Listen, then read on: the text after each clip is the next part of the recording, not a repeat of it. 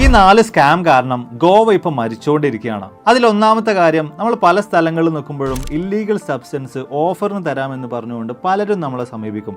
അതിനുശേഷം ഇവർ തന്നെ ഒരു ഫേക്ക് ആയിട്ടുള്ള പോലീസിനെ കൂടെ സെറ്റ് ചെയ്തിട്ടുണ്ടാകും. അയാൾ നേരെ വന്ന് നമ്മളെ പിടിക്കും. ജയിലിൽ പോകാതിരിക്കണമെങ്കിൽ വൻ തുക നമ്മൾ നൽകണമെന്ന് അയാൾ ആവശ്യപ്പെടുകയും ചെയ്യും. രണ്ടാമത്തെ കാര്യം, ന്യൂമോപ്പ എയർപോർട്ടിലാണ് നിങ്ങൾ ചെന്നിറങ്ങുന്നതെങ്കിൽ അവിടെ നിങ്ങളെ കാത്തിരിക്കുന്നത് ഭീകരമായിട്ടുള്ള ടാക്സി പ്രൈസസ് ആണ്.